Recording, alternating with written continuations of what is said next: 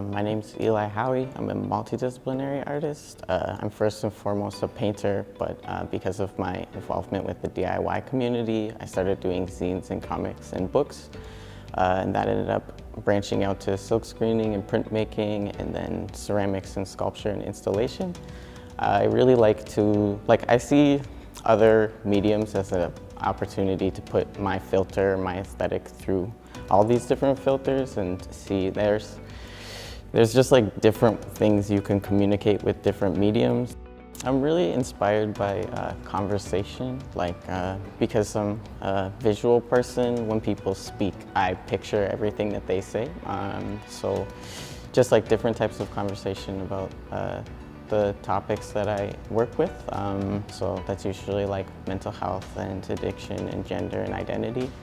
So I like to, more recently, to branch out from where I kind of reference my own experiences. I started interviewing people to talk about these types of intimate topics, and trying to use my skill as a point to use the art as a meeting place between us, and then my skills translate their non-visual space, so like their imaginative space. And as a challenge for myself, I also really enjoy it because I have to pull myself out of my own kind of associations and my own symbols and try to get an idea of theirs. And it holds me really accountable to doing that because you have to honor that thing that they're sharing with you.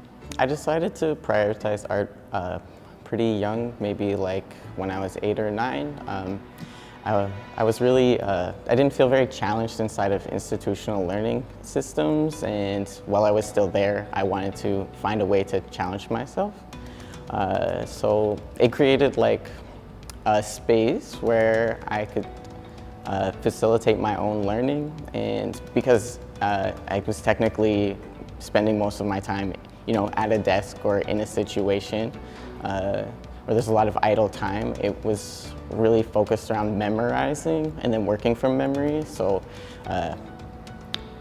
it was kind of the only way for me to stay focused in that setting, because otherwise I'd be very deep in my imagination. But if I was working with my hands, I could actually take in the information I was learning in school. So I feel like an artist is someone who stands outside of the system and looks at it from a different perspective, and then they have that to offer back to that system and to that culture as in the form of other cultural products, so different artworks. And so it just inadvertently kind of became a part of daily life, and building that criticality and building that way of communicating. What is your favorite snack food? My favorite snack is oranges, so yeah.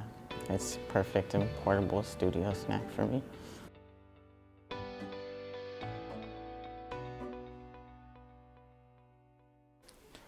For this project, you will need PVA or wood glue, paper, cornstarch or potato starch, salt, oil, baking soda, vinegar, a blender, ink, plastic containers to store things in, gloves, a strainer or a thin cloth.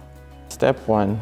Rip up the paper strips of blank paper or toilet paper and soak them in water. Avoid using newspaper ink as it will stain your blender in your hands. Step 2. Fill the blender with 1 part paper and 1 part water.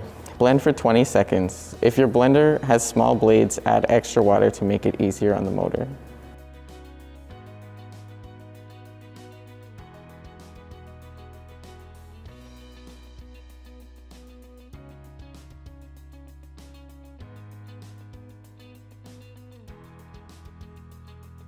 Step 3.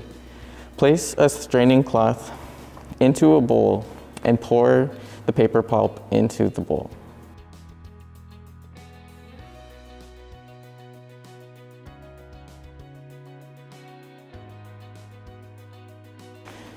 Step 5.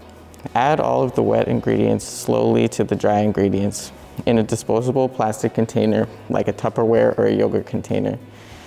The lid will allow you to store the material if you don't use it. Step 6. If you want to color the paper pulp at the end, you can add acrylic paint or ink. Mix it thoroughly before using. Step 7. Prepare an armature for your form. Any filler object will work as an armature. You just want something with enough structure to press the pulp onto. Step 8. Spread the paper clay over the armature. You want to make sure that you're only spreading it out an inch thick, no thicker than a ½ an inch at a time for strength, but also for drying. Use gloves when you handle the paper pulp. And if the material is sticking to your gloves, dip your hands into water. That will also help you spread the pulp out smoothly.